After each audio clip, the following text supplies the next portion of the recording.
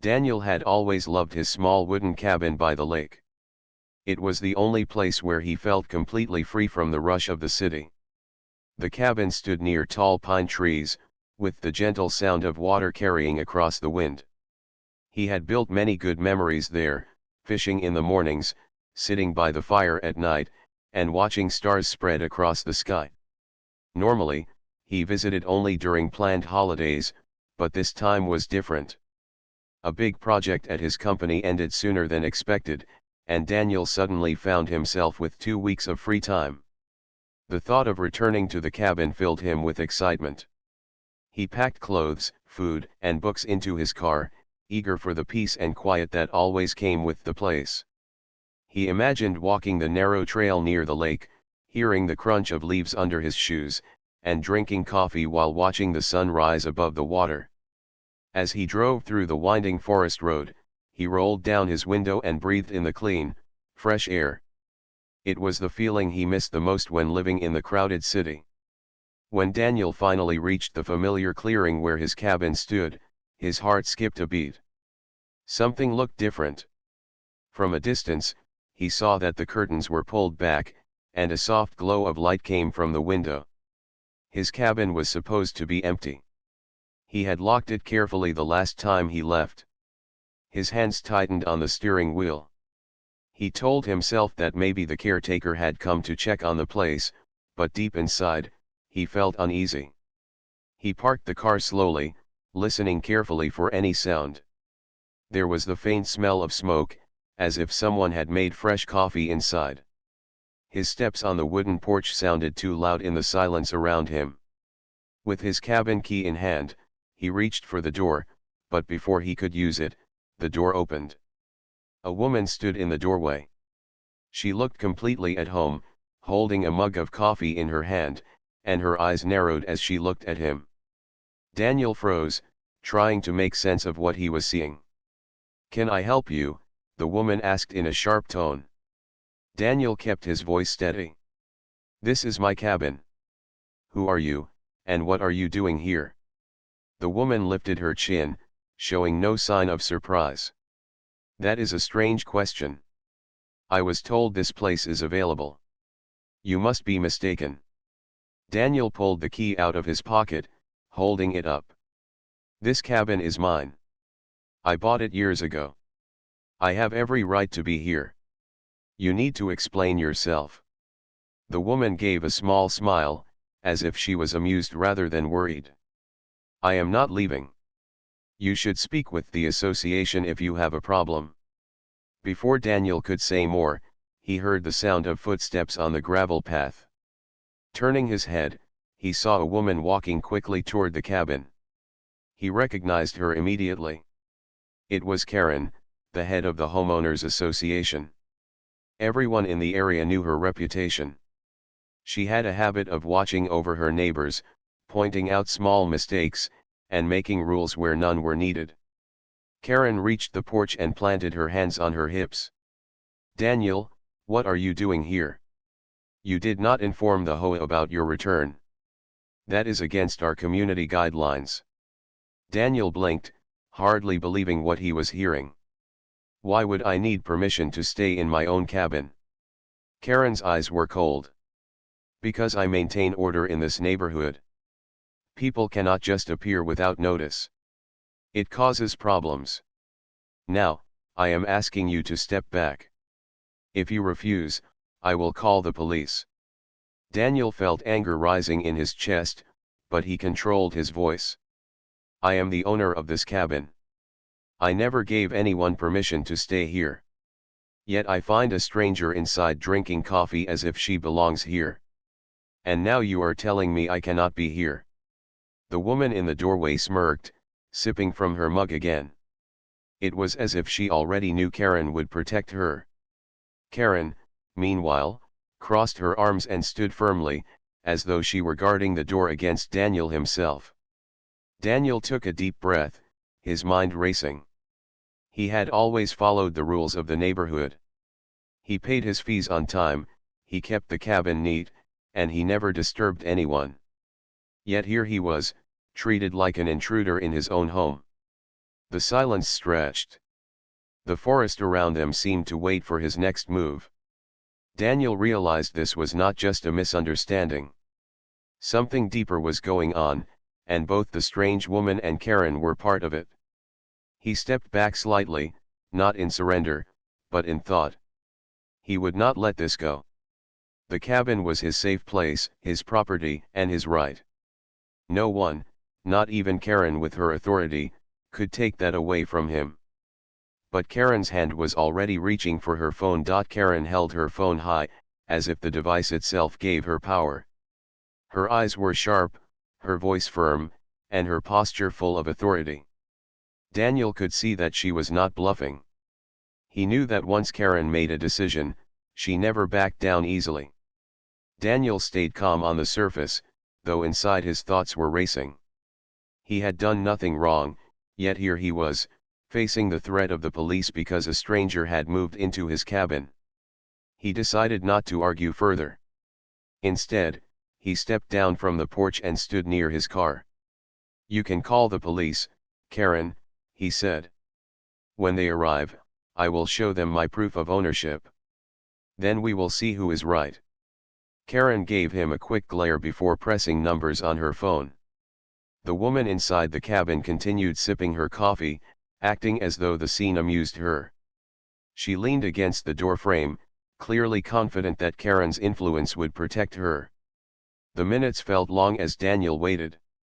He looked around at the tall trees, the quiet lake in the distance, and the wooden cabin that should have been his safe place. His heart ached to see it treated like this.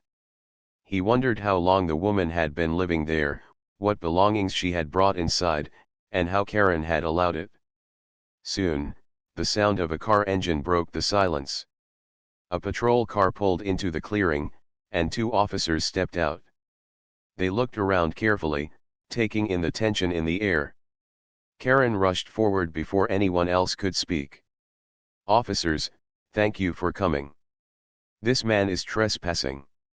He showed up without notice and is trying to force his way into this cabin." Daniel raised his eyebrows but kept his patience. One of the officers turned toward him. "Sir, can you explain your side?" Daniel nodded. He reached into his bag and pulled out a folder he always carried when traveling to the cabin. Inside were copies of his purchase agreement, property tax receipts, and identification. He handed them over. "This cabin belongs to me. I bought it years ago. I have all the documents here. I returned earlier than expected and found this woman living inside. She claims she was told it was available, but I never gave permission to anyone. I have no idea how she got inside." The officers took time looking through the papers. They asked a few questions, checked his identification, and then turned toward the cabin. The woman inside crossed her arms. She finally spoke, her tone still cool.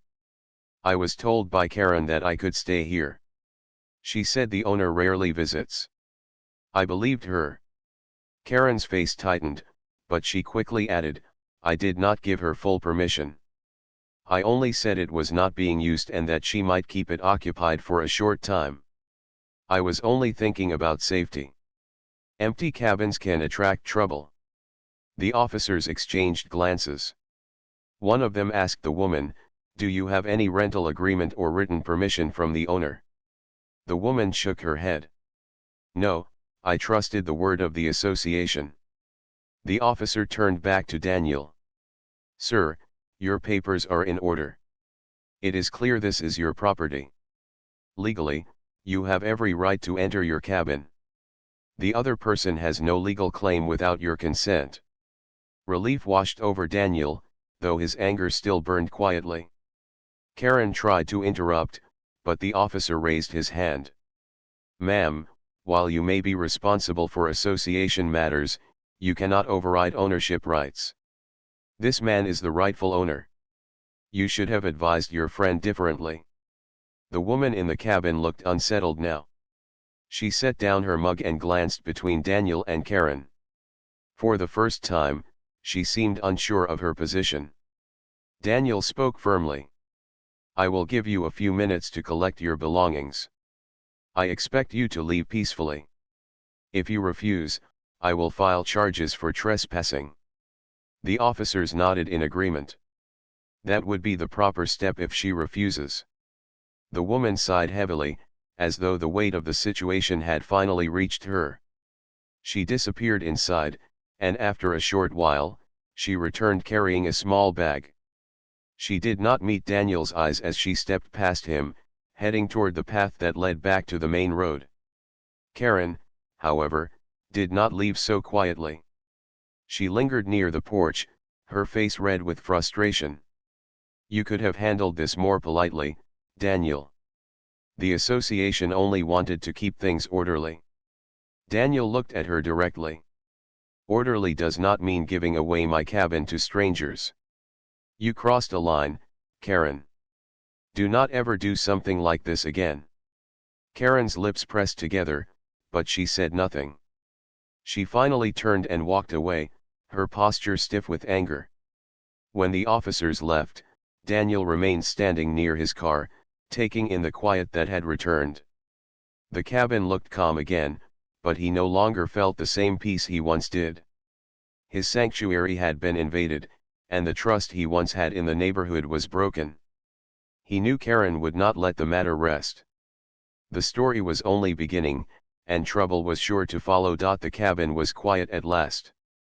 The woman had left, the officers had driven away, and even Karen's sharp voice no longer echoed in the clearing. Daniel stood on the porch, breathing in the scent of pine needles and damp wood. He unlocked the door, stepped inside, and let his eyes travel across the small living room. The sight troubled him. A blanket was folded neatly on the couch, an empty plate sat on the table, and there were signs of someone living comfortably here. His books had been moved from their usual place, and the fireplace had ashes from recent use. Daniel felt as though a stranger had touched his private memories. He spent the next hour opening windows, cleaning surfaces, and restoring things the way he remembered. Each task calmed him slightly, but he could not forget what had just happened. He brewed himself coffee and sat near the window, watching the forest outside. The peace he had hoped for seemed far away now. He thought about Karen and her boldness. She had not only allowed her friend to move in but also called the police on him when he returned. It showed how much influence she believed she had. Daniel knew this would not end easily. The next morning, Daniel decided to visit the small town nearby. He needed groceries, but he also wanted to hear what the neighbors were saying. News in such a community always spread fast. As he walked through the store, he noticed a few people whispering and glancing his way. He pretended not to notice, but the tension in the air was clear. At the counter, an older man named Tom, who owned a nearby cabin, leaned closer. "Heard there was some trouble yesterday, Daniel. Karen has been telling folks you tried to break into your own place. She says you caused a scene." Daniel's jaw tightened. "That is not true. She let someone live in my cabin without my permission. The police confirmed I am the owner." Tom gave a slow nod. "I believe you. But Karen has her circle of supporters. Some people listen to her more than they should. Be careful. She likes to make problems bigger than they are." Daniel thanked him and finished his shopping. On the drive back, his mind was heavy with thought. He realized Karen was already trying to twist the story. If he let her go unchecked, she might turn more neighbors against him. When he reached the cabin again, he noticed something strange near the gate. A bright notice was pinned to the wooden post. He pulled it down and read the words with disbelief. "Warning, this property is under review by the Homeowners Association for violation of community guidelines. The owner must attend the next meeting to resolve the matter." Daniel's fists clenched. The HOA had no right to threaten his ownership, yet here was a public notice making it sound as though he was in trouble. He knew immediately whose idea it was. Karen wanted to intimidate him, to show she still had power even after the police sided with him. That evening, Daniel sat by the fire and thought about his next steps. He could ignore the notice, but that might allow Karen to spread more lies. Or he could attend the meeting and confront her directly. He decided on the second choice. He had nothing to hide, and he would not let Karen damage his reputation. Days passed quickly, and the evening of the meeting arrived. The HOA gatherings were held in a small hall near the entrance of the community. Daniel walked in, carrying his folder of documents again. He found the hall full of neighbors, most seated in rows of chairs. Karen stood at the front, her voice strong as she welcomed everyone. When Daniel entered, a ripple of whispers moved across the room. Some people looked curious, others cautious. Karen's eyes narrowed slightly, but she quickly composed herself. "We are here to discuss matters of community order," Karen began. "Recently, there was an incident involving cabin number 12, owned by Daniel. Rules were broken, and steps must be taken to ensure such things do not happen again." Daniel raised his hand before she could continue. "Excuse me. I would like to speak." The room went quiet. Karen hesitated, then nodded reluctantly. Daniel stepped forward. "I am the owner of cabin 12. I returned early to find a stranger living inside." She admitted Karen told her it was fine. "The police were called, and they confirmed I am the rightful owner. Yet I see notices around claiming I violated rules." "That is false. The only violation here was allowing someone into my home without my consent." Karen's cheeks flushed. "Daniel, you misunderstand. I only suggested the cabin could be watched. I never meant harm. But your behavior was disruptive." People felt uneasy. A man in the crowd spoke up. "Uneasy? The police said Daniel owns the cabin. He has every right to be there." Another voice joined. "If this can happen to him, it can happen to any of us. What stops someone from moving into our cabins if Karen decides it is allowed?" Murmurs filled the room. Daniel stood tall, letting their voices carry the truth. He realized many neighbors did not fully support Karen. They were simply too quiet before. Now that the issue was clear, doubt spread among them. Karen banged the table to regain order. "Enough. We will vote on this matter. If the community believes Daniel's actions were improper, further steps will be taken." Daniel watched carefully. He knew Karen was losing control, but she would not give up easily. The real challenge was only beginning. The small hall was tense as Karen announced the vote. Neighbors shifted in their seats, whispering to one another. The air felt thick, and Daniel could see clearly that Karen's control was beginning to slip. She stood at the front with her arms folded, her chin high, but her eyes revealed worry. Daniel remained calm. He had nothing to hide, and he trusted that the truth would be stronger than Karen's words. He stepped back to his seat while Karen explained the voting process. Each homeowner would raise a hand for or against him. It was meant to look fair, though Daniel suspected Karen would try to sway the results. "Neighbors," Karen began, her voice steady but sharp, "we must consider the rules that keep our community safe." Daniel returned without notice, which created confusion. "He brought police into our quiet neighborhood. These actions disrupt the order we all value. If we allow this behavior, the peace of our community may suffer." A few heads nodded, but many faces stayed uncertain. Then Karen gestured toward Daniel. "We will now allow him to speak once more before we vote." Daniel stood again, his voice clear and firm. "I understand rules are meant to keep us safe. But rules cannot be used to take away what belongs to someone. My cabin is my property. I never gave permission for anyone to stay there. Yet I returned to find a stranger inside, living as though she owned it. I followed the law, and the police confirmed my rights. I am not against order, but order does not mean ignoring the truth." His words echoed in the hall. For a moment, there was silence. Then Tom, the older man from the store, spoke from the back row. Daniel is right. We all bought our cabins with the trust that our ownership would be respected.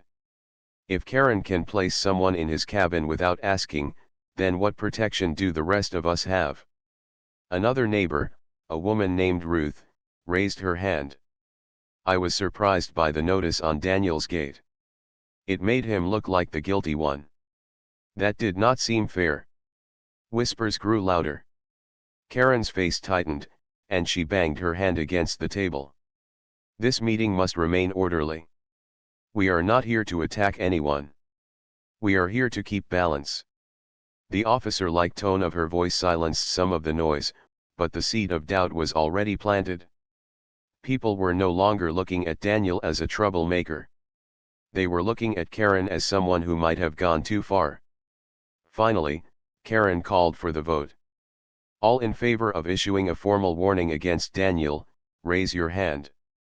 Daniel scanned the room. Only a small cluster of hands lifted, mostly people who often sided with Karen. He counted 6. Karen's lips pressed into a thin line, but she continued. All in favor of dismissing the matter.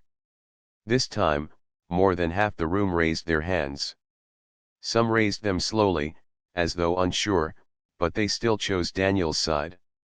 Tom raised his high, his expression firm. Ruth lifted hers with confidence. Even a few who usually followed Karen hesitated before finally raising their hands in Daniel's favor. Karen's voice faltered for a moment, but she quickly regained her composure.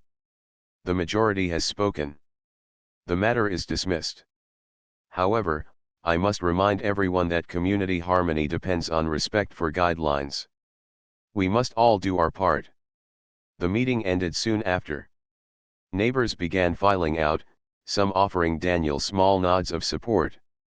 Tom walked up to him and placed a hand on his shoulder. You handled yourself well.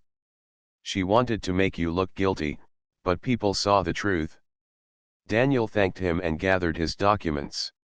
He noticed Karen watching from the corner of the room, her eyes cold and calculating. She did not shout or argue further, but Daniel could feel the weight of her glare. It was a warning.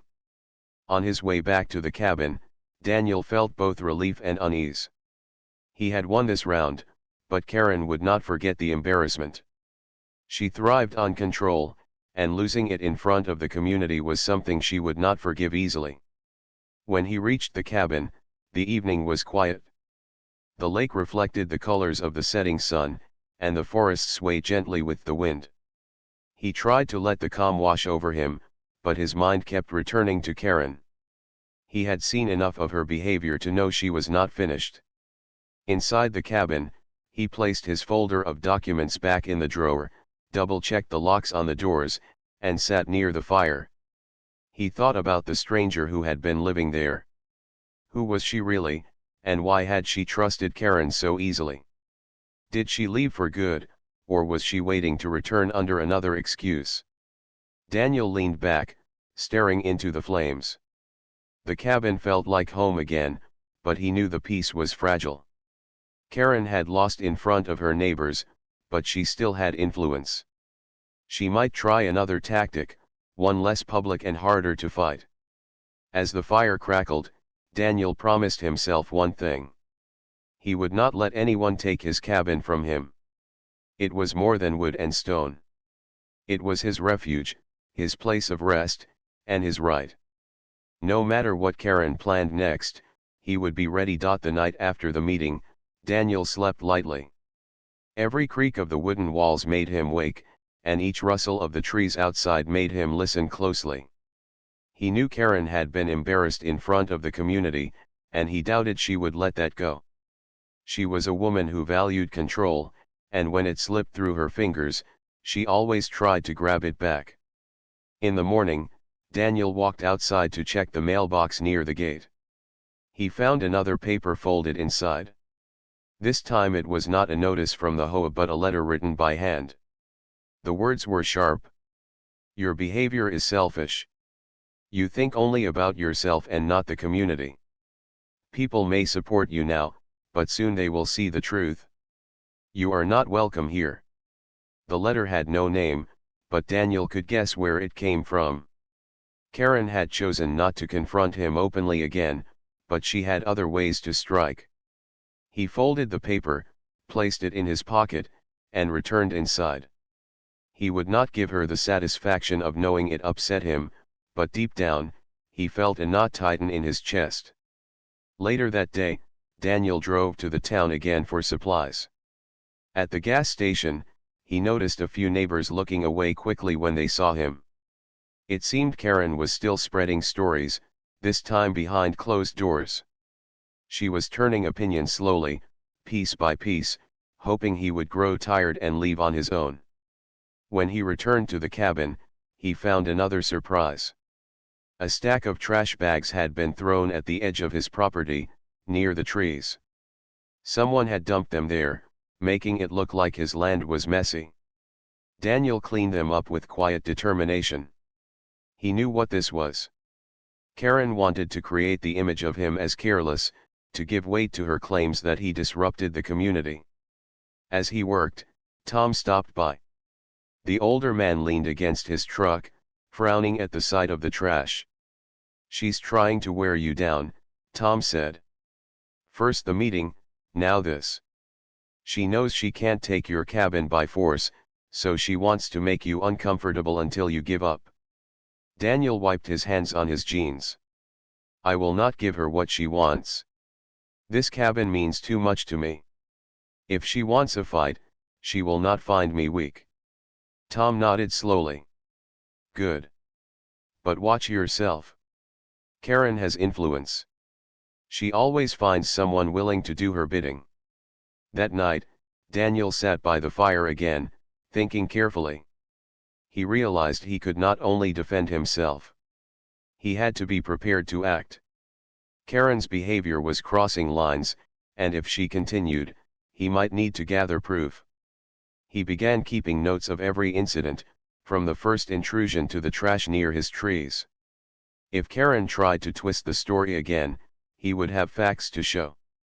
The next few days passed with a mix of quiet and unease. Daniel kept busy fixing small repairs around the cabin, walking by the lake, and enjoying moments of peace. Yet each time he felt calm, something small reminded him of the tension. A car slowed near his gate, a shadow lingered on the path, or another paper appeared in his mailbox with harsh words.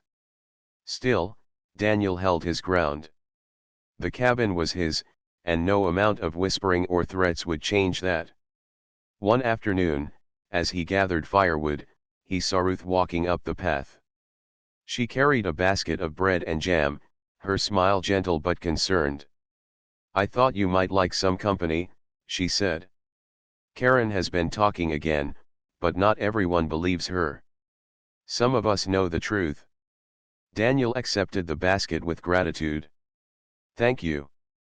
It means more than you know." Ruth sat on the porch with him for a while, speaking softly. "Karen is not used to losing. She feels humiliated. When people like her feel that way, they push harder. Be ready. She will not stop here." As Ruth left, Daniel looked at the basket in his hands. Her kindness gave him strength. He realized not everyone was against him, and that gave him hope. But Ruth's warning stayed with him. Karen was planning something, and Daniel could almost feel it in the air. That evening, as the sun dropped behind the trees, Daniel noticed movement near the edge of his property. A figure slipped between the shadows, quick and quiet. He stepped closer, but the figure vanished before he could call out. His heart beat faster. He checked the gate, the path, and the cabin, but everything seemed normal. Still, the unease returned stronger than ever. Karen was no longer fighting in the open. She was using whispers, shadows, and silent tricks. Daniel closed the door, locked it, and sat near the fire once again. The flames flickered across his face as he thought about the days ahead. He knew the real storm was still building, and Karen was preparing her next move. And this time, it would not be just rumors or notices. It would be something bigger, something meant to shake him completely. The days that followed carried a strange stillness. On the surface, everything seemed normal. The lake glimmered under the morning sun, the trees whispered with the wind, and birds filled the air with songs. Yet Daniel felt the weight of hidden eyes on him. He knew Karen was waiting for the right moment to strike again. He began keeping a careful routine. Each morning he checked his property lines, making sure no new trash or notices had appeared. Each night he locked the doors and windows, writing down anything unusual in his notebook. It felt tiring, but he reminded himself that this was not only about the cabin. It was about standing against someone who thought rules gave her the right to control others. One afternoon, Daniel drove into town for supplies. As he entered the grocery store, he noticed two neighbors standing near the fruit section. They whispered quickly when they saw him, then walked away without greeting him. Later, at the counter, the cashier gave him a careful look before asking, "Is it true you're planning to sell your cabin?" Daniel's chest tightened. "No. That is not true. Where did you hear that?" The cashier shrugged. "People are talking. They say the HOA is already arranging buyers." Daniel left the store in silence, his mind racing. Karen was spreading a new story, one even more dangerous than before. If people believed he was planning to sell, it would be easier for her to push him out. She was trying to create an ending before he could even fight it. Back at the cabin, Daniel found proof of her plan waiting for him. A bright notice was nailed to his gate. It looked official, with the HOA's letterhead printed at the top. Notice of community sale. Cabin 12 is under consideration for transfer due to violation of association guidelines and abandonment concerns. Interested buyers should attend the next HOA meeting. Daniel tore the paper down, his hands shaking with anger. Abandonment concerns. He had been living in the cabin for weeks, more present than many neighbors. This was not just gossip anymore. Karen was laying the groundwork to steal his property through paperwork and lies. That evening, Tom came by after hearing what happened in town. He studied the notice and shook his head. She's moving fast. She knows she can't win a straight fight, so she's trying to build a story that looks official. If she convinces enough people, she might push you out, even if it's not legal. People fear paperwork and rules more than they should. Daniel placed the notice on the table. Then I need to fight with proof. If she tries to sell what isn't hers, that is fraud. I'll gather evidence, every letter, every notice, every word she spreads. If this goes further, I'll take it beyond the community. She thinks the HOA gives her power, but there are laws higher than hers. Tom gave him a nod of approval. Good. But be careful. She will not like being exposed. People like Karen dig deeper when cornered. The next few days turned into a quiet battle. Karen spread more rumors, each one more twisted than the last. Some neighbors avoided Daniel entirely, while others offered him small nods of support when Karen was not around. Ruth visited again, bringing him food and quiet encouragement. You are not alone, she reminded him. She wants you to feel that way, but you are not. Daniel continued writing down every detail. He even took photographs of the notices, keeping them safe in his folder. Slowly, he was building a wall of truth to defend himself. But Karen was not slowing down. One morning, Daniel woke to find surveyors near his property line. They were measuring with tape and stakes, muttering to one another. Daniel stepped outside. What are you doing here? One of the men looked up. We were told by the HOA to mark the land for possible reassignment. Are you the owner? Yes, Daniel said firmly. And I did not request this. Leave at once. The men hesitated, then packed their tools and left, but the damage was done. Karen had gone from rumors to action. She was already preparing to carve up his property as though it no longer belonged to him. That night, Daniel sat at the fire again, staring into the flames. His notebook was full of notes, his folder thick with documents and photographs. He knew the time for waiting was over. If he allowed Karen to continue, she might succeed in her plan. He whispered to himself, "This is my cabin. I will not let her take it." The forest outside was dark, the lake still, but Daniel felt a storm building around him. Karen was weaving her schemes with patience and persistence. She believed the rules gave her power, but Daniel knew the truth. Ownership was not decided by whispers or notices. It was decided by law and by determination. As the fire crackled, Daniel prepared himself. The next HOA meeting would not be like the last.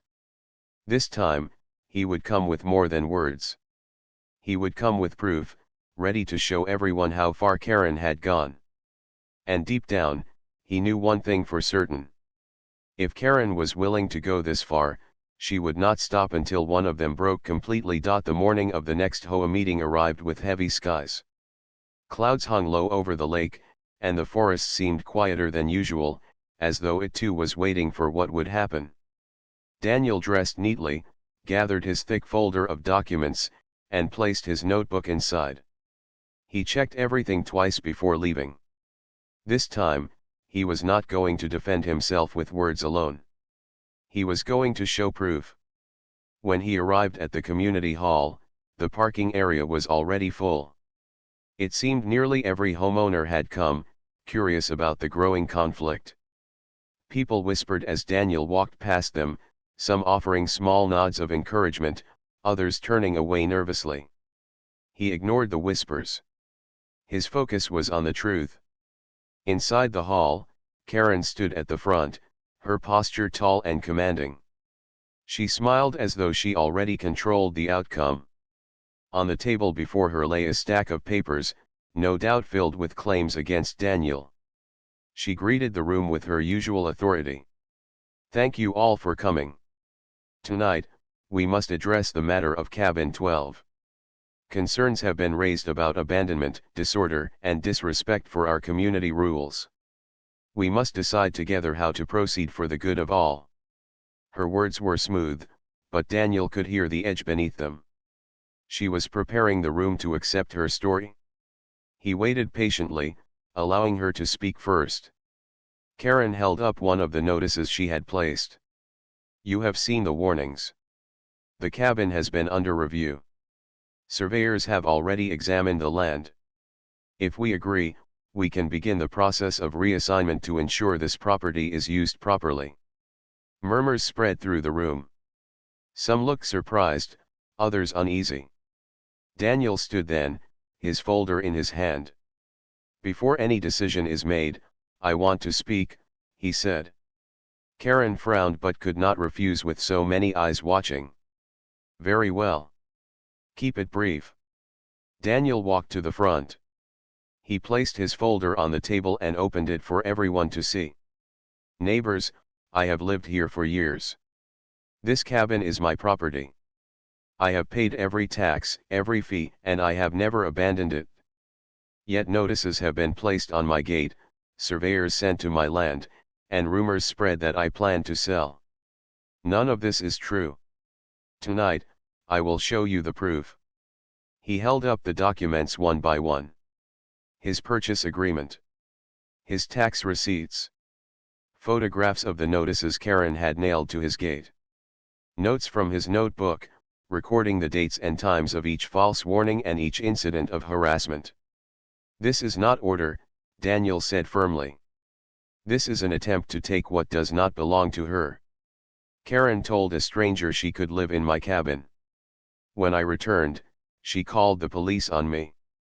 When that failed, she spread rumors and placed false notices. And now, she wants to sell my cabin without my consent. If this can happen to me, it can happen to any of you." The hall was silent. Faces turned toward Karen, waiting for her reply. Her smile had faded, replaced by a tight line of frustration. "That is not the full truth," she said quickly. "I was protecting the community. I acted only to keep things safe." Tom stood from the back. "Safe? You tried to give his home away. You tried to sell what was not yours. That is not safety. That is control. Ruth added her voice. If we let this stand, none of us are safe.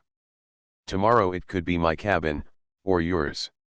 The room erupted with voices, many now turning against Karen. She raised her hands, shouting for order, but her authority was slipping. The louder she demanded silence, the more people muttered against her. Daniel spoke again, steady and calm. I am not here to divide the community. I am here to protect what is right. I respect rules when they are fair, but rules should never be used as weapons. My cabin is my home. It will remain mine. One of the older neighbors stood and raised his hand. I move that the HOA drop all claims against Daniel and confirm his ownership publicly, so this matter is settled once and for all. Several voices agreed. The motion was put to a vote. This time, nearly every hand lifted in Daniel's favor. Only a few of Karen's closest supporters kept their hands down. The result was clear. Daniel had won. Karen's face turned pale. She tried to speak, but no one listened. Her power had crumbled in front of everyone. For the first time, Daniel saw not authority in her eyes but defeat. The meeting ended quickly after that.